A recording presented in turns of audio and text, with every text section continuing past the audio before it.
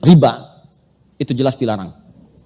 Ayat-ayat dan hadis-hadis tentang riba itu kuat menunjukkan larangan pada pekerjaan yang dimaksudkan.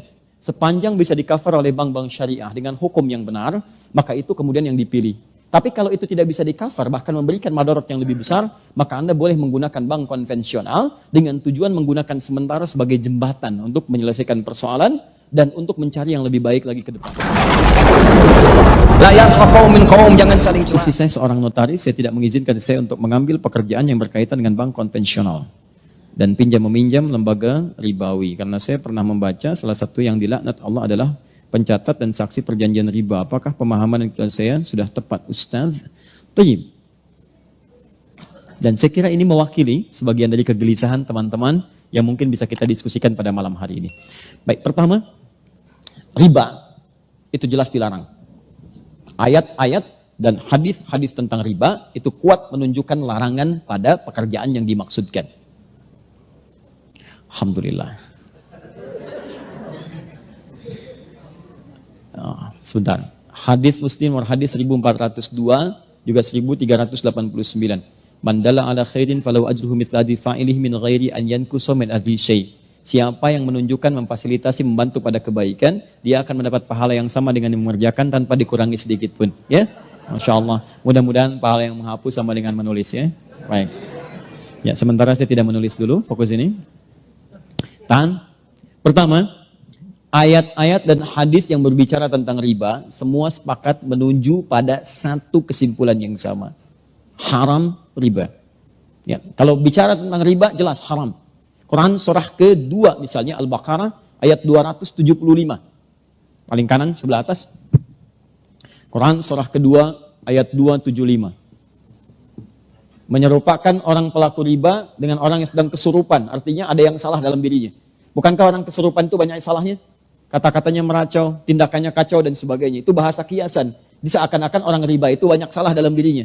Makannya salah, gerakannya salah, macam-macamnya salah.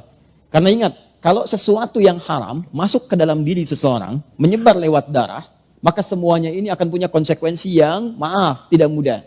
Satu, dia akan menutup pintu-pintu kebaikan dalam dirinya. Misal, masuk ke telinga, Quran surah ke-6 ayat 25. Wa fi adhanihim waqra, di telinganya akan berbentuk sumbatan. Menyumbat. Bukan gak bisa dengar. Karena yang haram, yang jelek itu nutup, yang baik ketutup. Jelek lawannya baik. Kalau yang jelek masuk, yang baik gak akan masuk, Pak.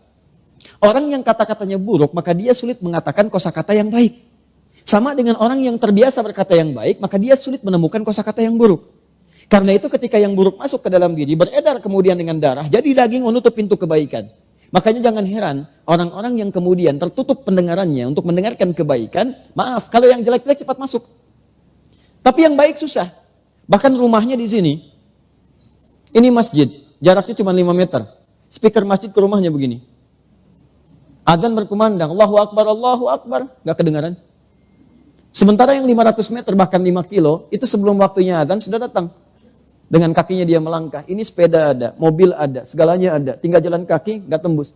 As-salatu khairum minan naum, terbalik ke telinganya, an-naumu khairum minas salah. Ya, ini poinnya. Masuk ke mata jadi bahaya. Orang yang terbiasa makan yang haram, kemudian itu jadi darah, mengalir, jadi daging, menghambat ke matanya, maka di matanya ada penutup. Maka turun Quran surah kedua ayat ke-7. Paling kanan agak sedikit ke atas. Khatamallahu ala qulubihim wa ala sam'ihim wa ala absarihim ghishawa. Di matanya ada penghalang. Sehingga dia nggak bisa bedakan mana sesuatu yang baik, mana yang tidak baik. Masuk ke tangan, ini sentuhannya nggak baik. Sudah senang dengan yang haram. Kalau yang haram sudah menguasai dirinya, maka yang halal-halal akan cenderung terhindari. Istri yang halal sudah tidak dipandang lagi. Suami yang halal sudah tidak peka lagi. Anak yang halal sudah tidak disenangi lagi. Semua akan tergerak pada kepentingan-kepentingan yang haram. Seperti minyak tidak bersatu dengan air, maka haram pun tidak akan pernah bersatu dengan halal. Karena itu Allah katakan, pelaku riba itu cenderung punya masalah dalam hidupnya seperti orang yang kesurupan, dikerjai oleh setan. Kemudian sampai ke ayat Quran surah kedua, ayat 278-nya diminta untuk bertobat. Kemudian ayat 279-nya diminta untuk kemudian oleh Allah Subhanahu wa taala dengan ancaman yang kuat, kalau tidak mau bertobat maka Anda seakan-akan mengajak perang dengan saya dan Rasul. Maaf ya Bu ya, Pak ya. Anda dengan manusia saja kalau orang kuat sulit untuk mengalahkannya. Sekarang pengen ngajak perang dengan Allah. Maaf, kalau Anda punya masalah dengan manusia, saya punya masalah dengan orang Bandung, saya pindah ke Jakarta. Saya punya masalah dengan orang Indonesia, saya pindah ke Malaysia. Saya punya masalah dengan orang Asia, saya pindah ke Eropa. Tapi Anda punya masalah dengan Allah, mau lari kemana? Itu poinnya. Maka saya belum bicara tentang hukum, saya ingin bicara pertama tentang riba. Riba itu jelas haram. Riba sama dengan haram. Tahan? Maka segala unsur yang terkait dengan riba, semua keterangannya lewat hadis Nabi SAW. Baik pelakunya, baik pemberinya, baik pencatatnya, baik saksinya, dia dilaknat oleh Allah Subhanahu wa taala dan Rasulnya, tetap mendapatkan hukuman yang sama, haram. Pelaku, pemberi yang menerima, saksi, bahkan pencatat, fasilitator. Awas, saya belum bicara tentang profesi, saya bicara tentang riba. Jadi kalau ada orang mengerjakan kemudian riba, ya, bahkan saat ada alternatif yang lain dia paksakan untuk mengerjakan riba, maka dia masuk dalam kategori ini. Haram sama dengan dosa. Laknat, kalau sudah ada laknat, resikonya tidak mudah. Laknat itu resikonya paling dahsyat itu neraka jahanam. Baik, Ibu tahu neraka yang paling ringan? Tadi kalau Bapak baca Quran, naik sedikit ke ayat 56-nya, An-Nisa 56 itu neraka yang paling ringan. Paling kanan sebelah atas. Innal ladzina kafaru bi ayatina sawfa nuslihim nara. Orang-orang yang sulit diingatkan oleh kami melakukan dosa-dosa, tapi dosanya yang standar, yang biasa-biasa, itu dosa juga. Kemudian dia kerjakan itu melewati amal solehnya kemudian turun, amal salahnya naik. Masuk dia ke neraka yang paling ringan, sawfa nuslihim nara. Kami tarik ubun-ubunnya. Nusli itu dicelupkan seperti bikin teh celup. Pernah bikin teh celup? Ya, nanti coba ke ruang makan, ambil celupan, masukkan. Teh celup itu kan celupkan, angkat ya. Nah, nanti ada orang ditarik ubun-ubunnya dicelupkan ke neraka. Kullama nadijat juluduhum, setiap dicelupkan hancur semua tubuh dan kulit-kulitnya. Kenapa kulitnya disebutkan? Karena kulit indera perasa yang paling kuat. Jadi kalau ada orang dipukul kena kulit atau dicambuk kena kulit, cambukan pertama pasti sakit luar biasa. Karena kulitnya masih ada. Selanjutnya cambuk. Ketika mengelupas akan berkurang rasa sakitnya. Makanya kata Allah, ketika kami celupkan hancur dengan kulitnya, kemudian baddalnahum juludan ghairaha, kami angkat, kami sembuhkan lagi sehingga kulitnya tumbuh lagi. Liyadzuqul adab, supaya merasakan adab seperti serupa tadi. Tidak berkurang sakitnya. Itu sekali celup, Pak, satu harinya sama dengan 1000 tahun. Satu detiknya sama dengan 48 hari. Kalau mau coba silakan aja. Nah. Ini yang paling ringan. Nah, orang yang dilaknat oleh Allah, itu muara paling dahsyatnya jahanam. Neraka jahanam. Dari mana taunya? Buka Quran misalnya, teman-teman sekalian, An-Nisa, Quran surah keempat, dari ayat 92 sampai 93. Begitu masuk 93, Allah menerangkan tentang pembunuhan berencana. Lihat kalimatnya. Wa may yaqtul mu'minan muta'ammida. Siapa yang sengaja merencanakan pembunuhan, apalagi kemudian menimpa satu orang beriman, fajazauhu jahannam, maka balasannya neraka jahanam. Perhatikan, wa ghadiballahu alaihi, Allah murka kepadanya, wa la'anahu, dan dilaknat oleh Allah. Laknat disandingkan dengan neraka jahanam di ayat ini. Ya, jangan lihat contoh kasus pembunuhannya.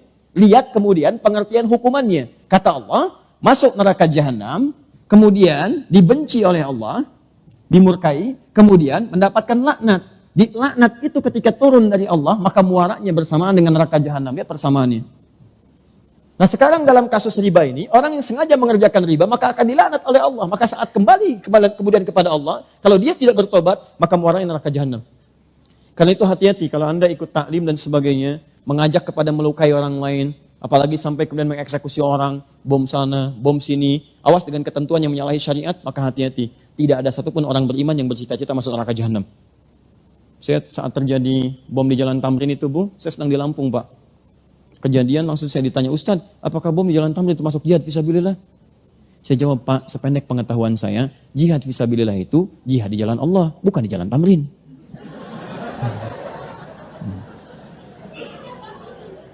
Sekarang balik sini ya. Lihat sini, fokus. Ini baru riba. Saya mau terangkan hukum dosa dulu. Nah, setelah itu baru kita masuk kemudian kepada pertanyaan. Ada bank konvensional tadi disebutkan. Di antara kemudian tautannya dengan jasa yang digunakan oleh notaris, boleh jadi ada kemitraan yang tersangkut paut dengan bank konvensional. Apakah setiap turunan dari transaksi bank konvensional menghasilkan riba? Itu pertanyaan yang pertamanya. Satu, apakah kemudian kalau ini menggunakan jasa bank konvensional termasuk dalam kategori riba pula? Itu kemudian yang mesti kita jawab. Nah, teman-teman sekalian, sekarang saya terangkan sedikit saja tentang hukum. Nanti saya masuk ke Fatwa MUI nomor 1 tahun 2004, ditandatangan tanggal 5 Dzulhijjah tahun 1424, ya bersamaan dengan tanggal 24 Januari tahun kemudian 2004, ya. Jadi setahun sebelum didirikannya INI. Nah, sini. Tahan, fokus ini. Pertama, lihat sini. Riba sama dengan haram. Haram itu hukum, ada 5 hukum dalam Islam di usul fikih. 1 haram, kedua kemudian ada halal, ketiga ada mubah, keempat ada sunnah, kelima ada makruh. Baik, hukum ini akan selalu terkait berkelindan dengan perbuatan, bukan barang. Ingat, perbuatan. Setiap ada perbuatan, maka melekat hukum di dalamnya. Hukum sama dengan perbuatan. Ingat ya, bukan barang ya, bukan barang. Jadi semacam istilah uang haram, sebetulnya bukan uang yang haram. Tapi perbuatan yang menjadikan uang itu sulit untuk digunakan pada aspek-aspek yang baik. Nah sekarang, kaidah selanjutnya, fokus. Perbuatan ini akan terkait berkelindan dengan sebab. Dalam usul fikih disebut dengan ilat namanya. Kaidahnya berbunyi, gak usah dihafal, yang penting paham. Al-hukmu yaduru ma'a illatihi. Al-hukmu yaduru ma'a illatihi. Hukum itu terkait dengan perbuatan yang terkait berkelindan dengan sebabnya. Apa sebab perbuatan itu yang menyebabkan ia dihukumi dengan 5 hukum tadi? Tahan. Ya, sampai sini nggak apa-apa, masih remang-remang, nggak ada masalah.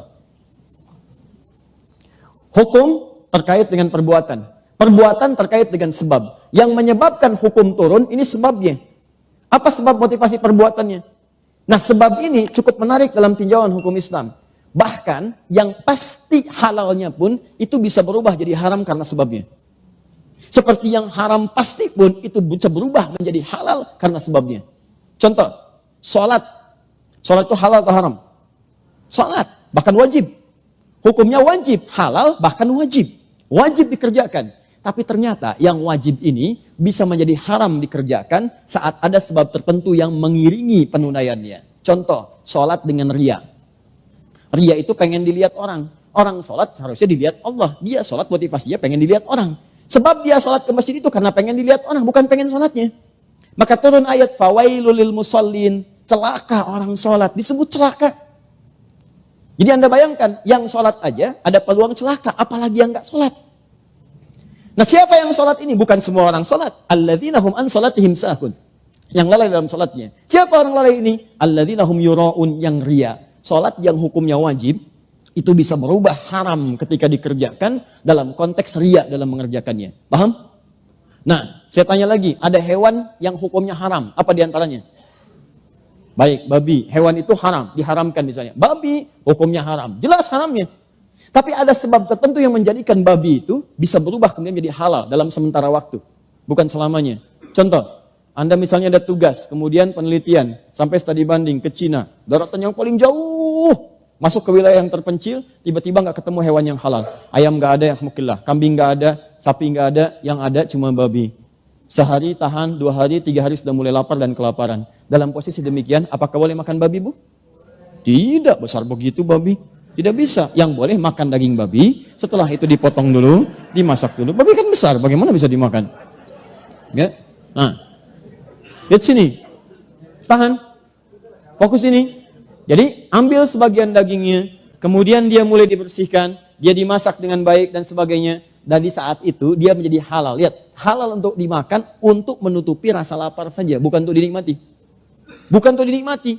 Ya, jadi sifatnya sementara. Perhatikan baik-baik ya. Semua yang berhukum tetap ketika ada sebab tertentu pasti sementara sifatnya. Ya, ini siap, lihat baik-baik. Ini hukumnya haram. Karena ada sebab tertentu, maka dia sementara menjadi halal. Sampai hilang sebabnya itu. Begitu Anda kemudian menemukan ayam, maka babi sudah tidak halal lagi. Tinggalkan babi. Sekarang yang dimakan apa? Bukan ayam besar begitu, daging ayam yang dimakan. Ya, Anda sembelih dulu, kemudian potong itu, masak dengan baik, baru dimakan. Babi tinggalkan, maka hukum halal bagi babi pada satu yang sementara sudah tidak berlaku lagi. Sekarang, maaf, sampai sini paham nggak? Kalau sudah paham, pemahaman ini secara simpel saja, mari kita terapkan dalam pertanyaan tadi. Lihat baik-baik, riba jelas haramnya.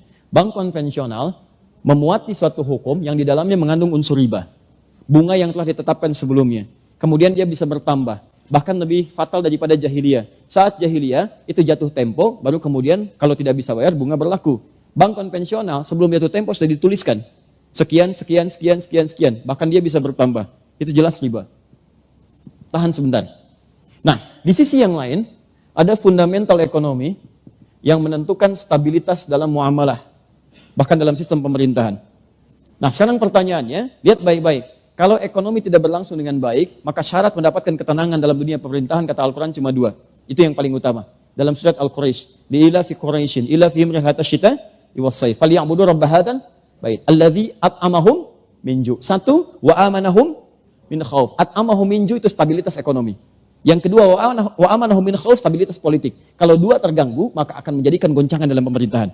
Ekonomi kuat tapi politik gak bagus, goncang. Maaf, politik kuat tapi ekonomi gak bagus, goncang.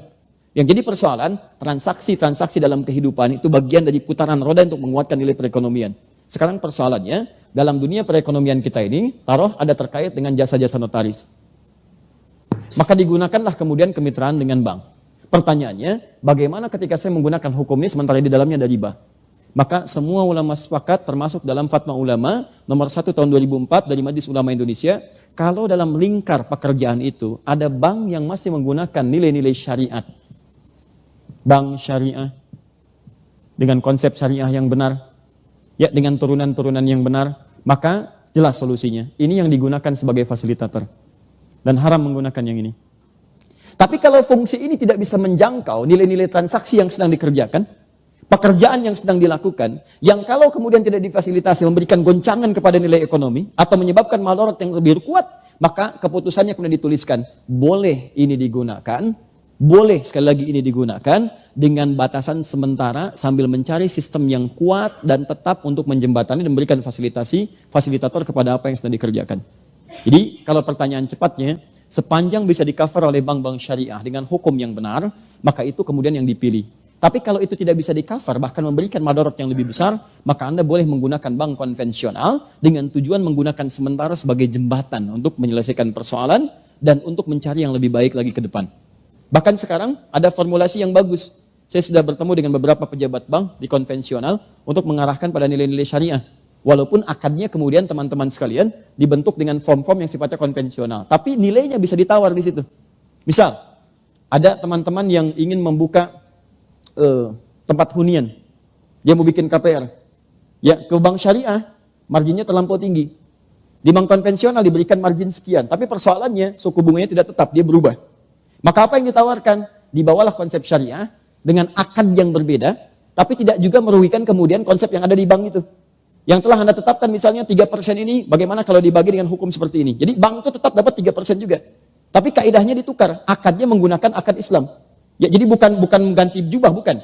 Jadi poinnya adalah, ini yang kami lakukan, Anda beli dulu ini. Beli ini kami berikan kemudian nilai kesepakatannya selama 3% tadi, kita robah dulu, akadnya jadikan sebagai penjualan, jadi Anda terima itu, jual lagi kepada kami dengan apa yang telah Anda tetapkan tadi. Jadi dari Anda tetap 3%, tapi kemudian dirobah cara akadnya, kami membayar dengan cara yang sama. Dan tidak terjadi penambahan nanti, ketika jatuh tempo tidak bisa bayar, konsekuensinya Anda kemudian berkomunikasi dengan teman-teman Anda, saling menutupi. Supaya kemudian tidak terjadi tambahan-tambahan yang hadir atau menjadi tuntutan dari pihak bank untuk menagihnya. Nah, maka saya kira modifikasi semacam ini bisa didiskusikan. Tapi yang terbaik adalah, kalau sekali lagi ini keputusan Fatwa Ulama Indonesia, MUI, kalau ada syariah itu yang digunakan. Kalau tidak bisa di-cover, maka konvensional diambil sebagai jembatan. Tapi yang paling besar pertanyaannya adalah, kenapa sih dari 200 juta lebih ini tidak bisa mewujudkan sistem perbankan yang baik, yang kira-kira mengakomodir kepentingan umat Islam? Kalau Malaysia bisa, kenapa Indonesia tidak? Ya kan? Saya kira, dan tidak ada yang dirugikan. Negara juga untung, masyarakat juga untung, maka salah satunya adalah hidupkanlah bank syariah itu. Dan dorong syariah itu bukan cuma nama. Saya ulang, dorong syariah bukan cuma nama. Namanya syariah misalnya, tapi menggunakan praktek ribawi yang lebih besar daripada bank konvensional. Itu juga bermasalah. Paham ya? Nah, jadi kesimpulan singkatnya, dalam konteks demikian, jika ada bisa itu ditangani oleh bank syariah, maka bank syariah itu yang diutamakan. Jika tidak memungkinkan, maka boleh menggunakan kemitraan dengan bank konvensional sepanjang memahami itu sebagai wasilah, bukan sebagai tujuan. Allahu a'lam bissawab. Itu yang mengatakan bukan Adi Hidayat, yang mengatakan adalah kesimpulan dari fatwa ulama dengan referensi-referensi yang kuat. Di Quran, hadis, juga Anda bisa buka kitab Al-Majmu' Syarah Muhadzab misalnya, juz yang ke-9 karya Imam An-Nawawi. Ya, juga fatwa ulama dari luar. Majma' Buhuth yang di Kairo, Majma' Buhuth kemudian yang di Saudi dengan yang lain-lainnya menyampaikan penyampaian yang sama.